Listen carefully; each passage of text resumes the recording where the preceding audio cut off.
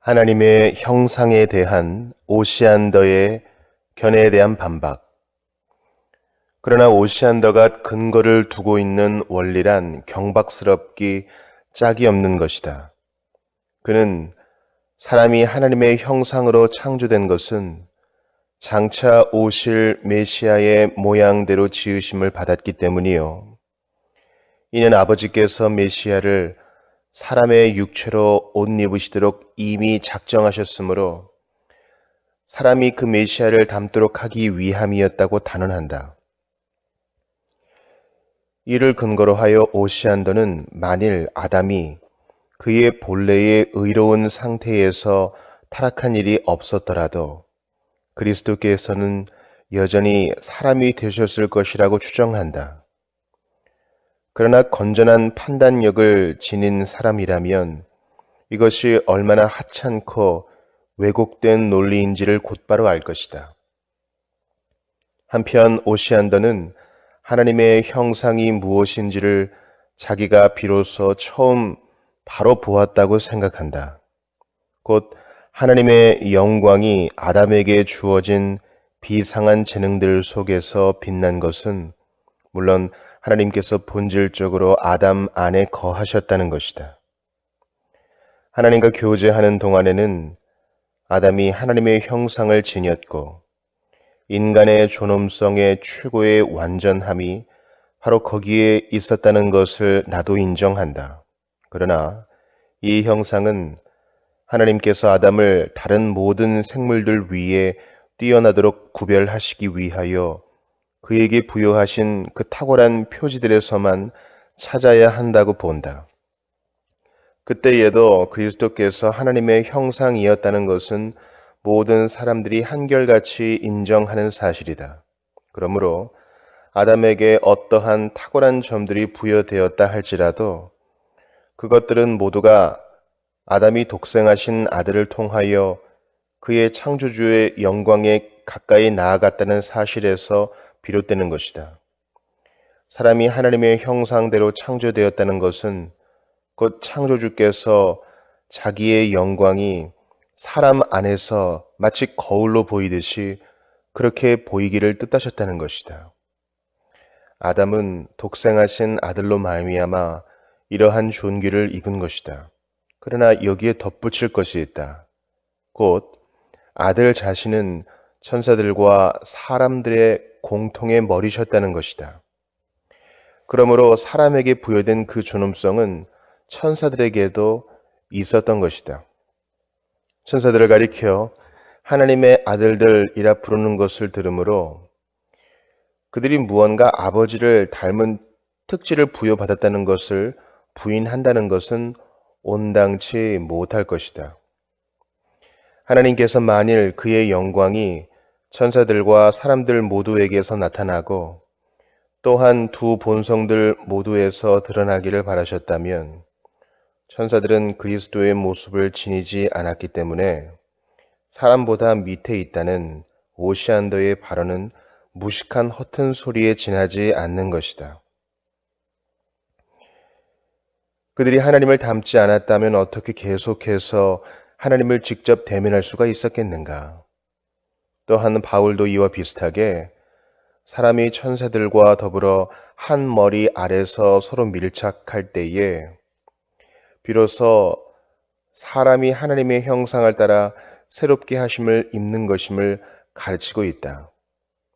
요컨대 우리가 그리스도를 믿으면 하늘로 영접될 때에 우리가 천사들처럼 될 것이고 이것이 우리의 최종적인 행복이 될 것이다.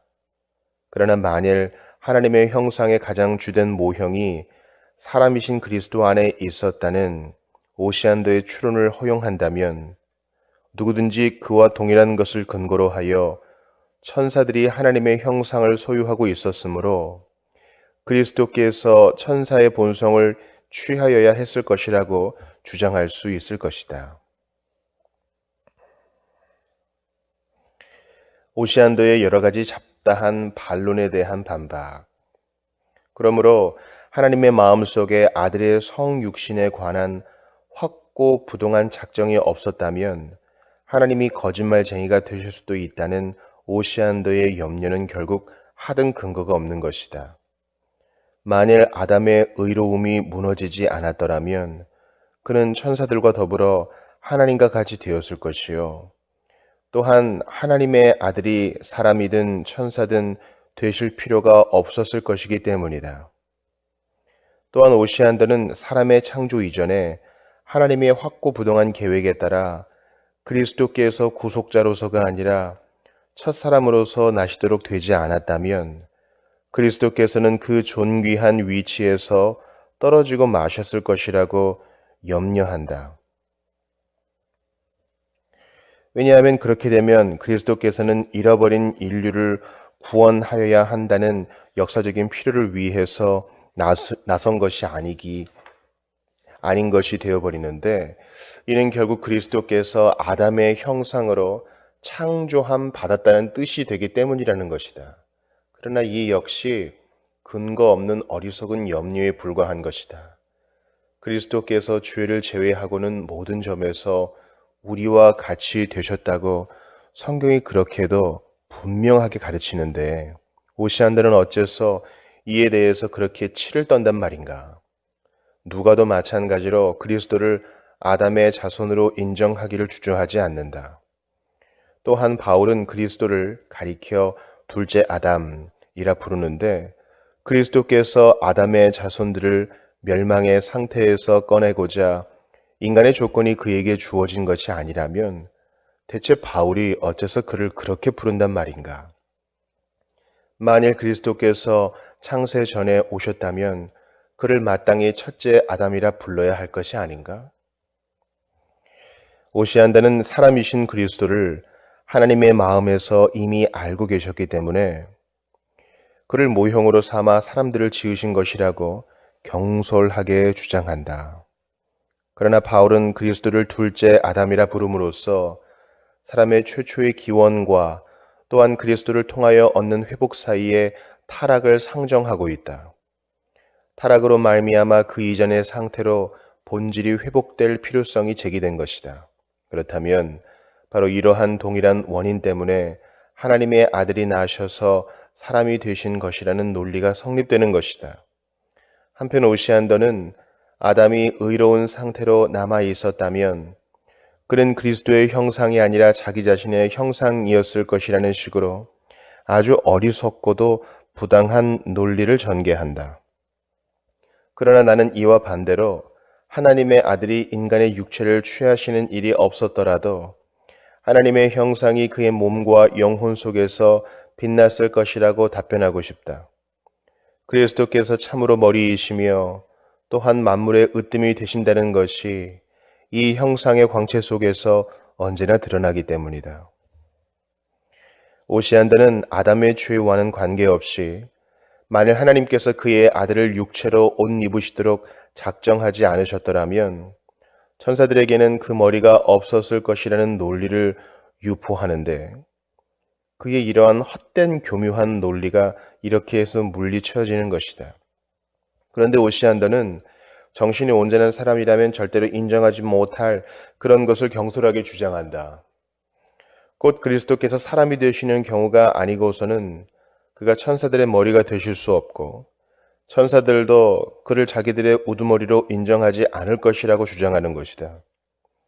그러나 이에 대한 올바른 견해는 바울의 말씀에서 곧바로 나타난다. 첫째로 그리스도께서 하나님의 영원하신 말씀이신 한 그는 모든 피조물보다 먼저 나신 이시다.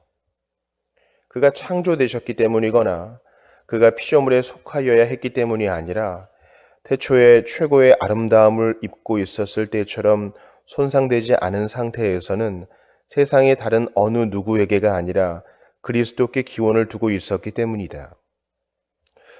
둘째로 그리스도께서 사람이 되신 한 그는 죽은 자들 가운데서 먼저 나신 이이셨다. 사도는 짧은 한 구절 속에서 두 가지 사실을 제시하고 있다. 만물이 그에게서 창조되신 것은 그가 천사들을 다스리시기 위함이라는 것이며 그가 사람이 되신 것은 우리의 구속자가 되시기 위함이라는 것이다. 그리스도께서 사람이 되지 않으셨다면 사람들은 그를 자기들의 왕으로 모시지도 않았을 것이라는 오시안더의 발언에서도 이와 똑같은 무식이 드러난다. 이는 영원하신 하나님의 아들이 인간의 육체를 취하지 않으셨더라도 천사들과 사람들을 그의 아들의 영광과 생명의 교제 속으로 모아들이시고 그 자신이 그들 모두의 으뜸이 되시지 않으셨다면 하나님의 나라가 설 수 없었다는 식의 논리가 아닌가. 그러나 오시안더는 그리스도께서 육체로 나타나지 않으셨다면 교회의 머리가 없었을 것이라는 그릇된 원리 때문에 항상 속고 있는, 아니면 자신을 속이고 있는 것이다. 천사들이 그리스도의 머리 되심을 누린 것처럼 그리스도께서 그의 신적인 권능으로 사람들을 다스리시며 그의 성령의 은밀한 권능으로 마치 그 자신의 몸에게 하시듯 그렇게 그들을 일깨우시고 양육시키시며 또한 하늘에 모아들여진 후에는 그들로 하여금 천사들과 똑같이 생명을 누리게 하지 못하실 이유가 어디 있단 말인가? 오시안더는 지금 내가 막 반박한 이런 하찮은 것들을 가장 확고한 말씀으로 여긴다. 자기 자신의 사변의 달콤함에 젖어서 어리석게도 그는 아무것도 아닌 것을 찬양하고 있는 것이다. 그리고 후에 그는 자신이 더 확고한 증거라 여기는 것을 제시하고 있다. 곧 아담의 예언이 그것인데 아담은 자기 아내를 보고서 이는 내 뼈 중에 뼈요 살 중에 살이라 하고 말했다는 것이다. 하지만 이 말이 예언이라는 것을 과연 오시안더는 어떻게 증명하는가? 마태복음을 보면 그리스도께서 동일한 말씀을 하나님의 말씀으로 돌리고 있기 때문이라는 것이다. 마치 하나님께서 사람들을 통해서 말씀하신 것에는 무조건 무언가 예언이 들어 있기라도 한 것처럼 말이다. 그렇다면 오시안더는 하나님께로서 온 것이 분명한 율법의 몇몇 강령들에도 예언이 들어있다고 말하겠는가? 뿐만 아니라 만일 그리스도께서 문자 그대로의 의미만으로 제안하셨다면 그리스도의 생각은 분명 유치하고 세속적인 것에 지나지 않았을 것이다. 그러나 여기서 그리스도는 그가 교회에게 은혜로 베푸신 그 신비한 연합을 지칭하신 것이 아니라 그저 혼인의 정절을 지칭하신 것이다. 그렇기 때문에 그리스도는 하나님께서 남자와 그 아내를 한 몸이 되게 하셨으므로 어느 누구도 그 분리할 수 없는 결속의 관계를 이혼으로 깨뜨리려 해서는 안 된다고 가르치시는 것이다. 만일 이러한 단순한 교훈이 싫다면 오시안더는 그리스도께서 아버지의 말씀을 좀 더 교묘하게 해석하여 신비 속으로 제자들을 이끌지 않으신다고 그를 비난해야 할 것이다. 바울은 우리가 그리스도의 살 중에 살이라고 말하면서 곧바로 그것이 비밀임을 강조하고 있다. 바울은 아담이 그 말을 한 의미를 밝히려고 한 것이 아니고 오히려 혼인의 모습과 상징을 통해서 그리스도와 하나가 되는 그 거룩한 연합을 제시하고자 한 것이었다. 그 말씀 자체가 이 사실을 드러내준다. 바울은 자신이 그리스도와 교회에 대하여 말하고 있다는 것을 알리면서 혼인의 법칙과 그리스도와 교회의 영적 연합을 서로 구별하고 있기 때문이다. 그러므로 오시안더의 이런 어리석은 주장은 곧바로 무너지고 만다. 그런 쓰레기 같은 것을 더 이상 다루는 것도 불필요하다고 믿는다. 이렇게 짤막한 반박으로도 그 논리의 허망함이 모두 드러나니 말이다. 하나님의 자녀들이 온전하게 양육을 받는 데에는 다음과 같은 진지한 진리만으로도 족하고도 남는다. 때가 참에 하나님이 그 아들을 보내사 여자에게서 나게 하시고 율법 아래에 나게 하신 것은 율법 아래에 있는 자들을 속량하시고 우리로 하여금 아들의 명분을 얻게 하려 하심이라. 갈라디아서 4장 4, 5절. 제13장 그리스도께서 인간 본성의 참 본질을 취하셨음. 그리스도가 참 사람이신 증거. 그리스도의 신성은 다른 곳에서 분명하고도 확고한 증언들을 통해서 입증한 바 있다. 그러므로 내가 잘못 아는 것이 아니라면 여기서 그것을 구태여 다시 논의할 필요는 없을 것이다. 그렇다면 우리에게 남은 일은 그리스도께서 우리의 육체로 옷 입으시고 어떻게 중보자의 직분을 수행하셨는가를 살피는 일일 것이다. 사실 그리스도의 인성의 순전함은 오래전에 이미 많이 교도들과 마르키온주의자들이 부인한 바 있었다. 마르키온주의자들은 그리스도의 몸이 그저 그렇게 보였을 뿐이라고 상상했고, 많이 교도들은 그리스도께서 천상적인 육체를 부여받으셨다고 꿈꾸었다. 그러나 성경의 수많은 강력한 증언들이 이 둘을 모두 반대하고 있다. 하늘의 씨나 유령 같은 사람에게가 아니라 아브라함과 야곱의 씨의 축복이 있을 것을 약속하고 있기 때문이다. 뿐만 아니라 허공에 뜬 사람이 아니라 다윗의 자손이요 그의 허리에서 난 자에게 영원한 보호자가 약속되고 있는 것이다. 그렇기 때문에 그는 육체로 나타나셔서 아브라함과 다윗의 자손으로 불리신 것이다. 이것은 그가 공중에서 창조되어 동정녀의 몸에서 탄생하셨기 때문이 아니라 바울의 해석에 따르면 그가 육신으로는 다윗의 혈통에서 나셨기 때문인 것이다. 이와 비슷하게 바울은 다른 구절에서 그가 유대인에게서 나셨다고 가르치기도 한다. 그렇기 때문에 주님 자신은 그냥 사람이라는 이름으로 만족하지 않고 흔히 자기 자신을 가리켜 인자라 부르시며 그리하여 자신이 정말로 인간의 씨에서 난 사람이심을 더욱 분명하게 표현하신 것이다. 성경에서 여러 가지 도구들을 사용하시고 또한 매우 진지하고도 간결하게 이러한 명백한 사실을 선언하셨으니 감히 속임수를 써서 그 사실을 더럽힐 정도로 뻔뻔한 자들이 있을 것을 누가 상상이나 했겠는가? 그런데 증거를 더 모으려고 하면 다른 증언들도 얼마든지 제시할 수가 있다. 예를 들어서 바울은 하나님이 그 아들을 보내사 여자에게서 나게 하셨다고 진술한다. 그리고 그리스도께서 주림과 목마름, 추위 등 인간 본성의 연약함을 지니셨다는 다른 증거들이 무수히 나타나고 있다. 우리는 이런 무수한 증거들 가운데서 우리를 참된 신뢰 가운데 세워줄 수 있는 것들을 택해야 한다. 말하자면 다음과 같은 것들이다. 그는 천사들의 본성을 취하실 만큼 그들에 대해 관심을 갖지 않으셨고 오히려 우리의 본성을 취하셨는데 이는 혈과 육을 지니사 죽음을 통하여 죽음의 세력을 잡은 자, 곧 마귀를 멸하시려 함심이었다. 또 다른 증거를 들면 우리가 그와 연루된 덕분에 그의 형제들로 인정된다는 것이다. 또한 그가 범사의 형제들과 같이 되심이 마땅하도다. 이는 하나님의 일에 자비하고 신실한 대제사장이 되어 백성의 죄를 속량하려 하심이라. 우리에게 있는 대제사장은 우리의 연약함을 동정하지 못하실 리가 아니시다 등이다. 우리가 조금 앞에서 언급하고 지나가는 것도 이 문제와 관련이 있다. 곧 바울이 분명하게 선포하듯이 세상의 죄가 우리의 육체 안에서 속해져야 했다는 것 말이다. 그렇기 때문에 아버지께서 그리스도께 부여하신 것은 무엇이든 우리와 관련이 있는 것이다. 왜냐하면 그는 우리의 머리시요 그에게서 온 몸이 각 마디를 통하여 도움을 받음으로 연결되기 때문이다. 그렇다. 만일 그렇지 않으면 하나님의 성령을 그에게 한량없이 주신 것은 우리가 다 그의 충만한 데서 받으려 함이라는 진술이 힘을 잃어버리고 말 것이다. 하나님께서 무언가 우연한 은사를 받아 그의 본질이 더 풍성하게 된다는 사고처럼 어리석은 것은 없는 것이다.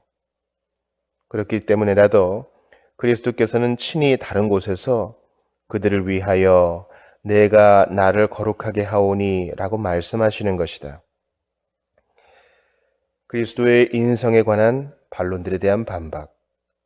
그들은 그들의 오류를 확증하고자 성경 구절들을 심각하게 왜곡시켜서 제시한다. 그들은 또한 앞에서 내가 입증한 내용을 무너뜨리고자 갖가지 하찮은 논리를 교묘하게 제시하지만 아무것도 이루지 못한다. 마르키오는 그리스도께서 사람들과 같이 되셨고 사람의 모양으로 나타나셨다는 바울의 말씀을 근거로 그리스도께서 사람의 몸이 아니라 유령을 입으신 것이라고 상상한다. 그러나 그는 거기서 바울의 의도를 완전히 무시하고 있는 것이다. 바울은 거기서 그리스도께서 어떤 유의 몸을 취하셨는지를 가르치고자 한 것이 아니었다. 오히려 그는 그리스도께서 그의 신성을 밝히 드러내실 수 있었고 또한 그것이 정당했지만 스스로 낮고 천한 사람으로서 자신을 드러내셨음을 말하고자 한 것이다. 그리스도의 모범을 제시하여 우리에게 복종할 것을 권고하기 위하여 사도는 그리스도께서 하나님으로서 세상에 직접 자기의 영광을 드러내실 수도 있었으나 자신의 권리를 버리시고 자의로 자신을 비우셨음을 말한 것이다. 그리스도께서는 종의 형상을 취하셨고 그런 비천함으로 만족하셨으며 그의 신성이 육체라는 휘장으로 가려지도록 하신 것이다. 여기서 바울은 사실 그리스도께서 어떤 식으로 나타나셨는가가 아니라 그가 어떻게 스스로 처신하셨는가를 가르치고 있는 것이다. 전체의 문맥에서도 우리는 그리스도께서 자신을 비우사 참 사람의 본성을 취하셨다는 것을 쉽게 알 수 있다. 잠시 신적인 영광이 비치지 않고 오로지 낮고 천한 상태에 있는 인간의 모습만 드러났다는 뜻이 아니라면 사람의 모양으로 나타나셨다는 말씀은 대체 무슨 뜻이란 말인가?